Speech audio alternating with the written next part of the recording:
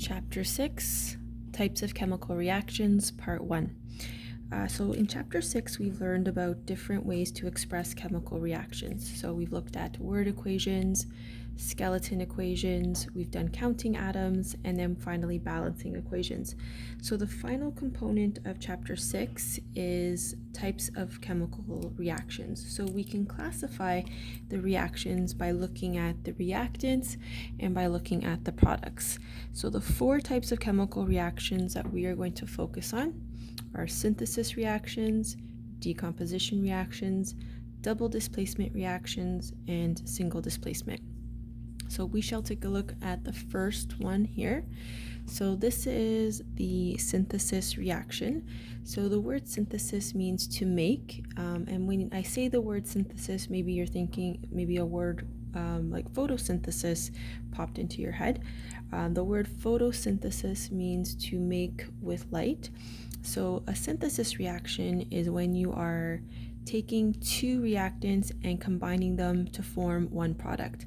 So if you take a look at the diagram here, we have this circle which represents one reactant. We've got this circle that represents another reactant. So in total we have two reactants. And then this arrow, remember that it means produces or yields, and it's producing one product. So these two substances are coming together to form one product. So sometimes it could be in the form of an element. So it could be an element and an element making a compound, where the formula is A, which represents your first element, B, which represents your second element, and then AB coming together. So here are some examples of synthesis reactions. So we've got hydrogen and oxygen. So hydrogen is a diatomic element, oxygen is diatomic. When they react together, they produce the molecular compound water.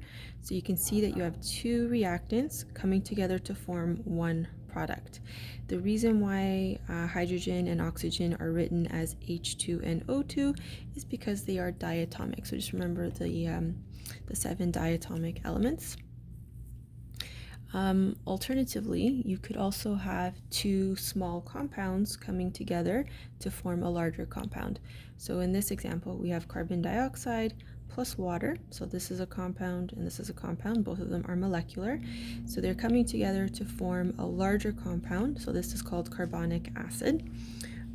But the idea is that you have two reactants coming together to form one product. So that's how you can tell that it is a synthesis reaction. Decomposition reactions are essentially the opposite of a synthesis reaction. So a decomposition, so I want you to think of the word breakdown when you see the word decomposition. So a decomposition reaction is a reaction where you have one compound in the reactant side of the reaction, and it's breaking down into two or more elements or compounds. So if we take a look at this picture, you can see that this circle that has the two different colors in it, that's representing our compound because it's made up of two different elements. When there's a reaction that occurs, the two elements are splitting up from each other. So you can think of it like a breakup.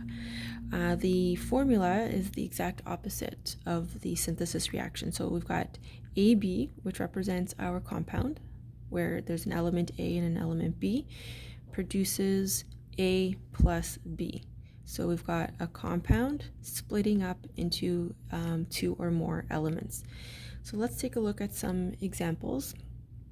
So sodium chloride. So sodium chloride is our compound. So I'm going to write a C on top.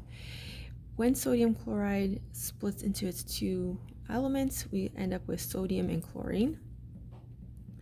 So the compound breaks up, and that is a decomposition reaction.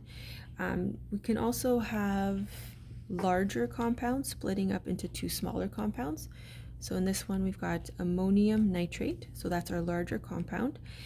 It's breaking up into nitrous oxide, so N2O plus water. So again, we've got the idea where we've got one reactant and it's splitting up into two products.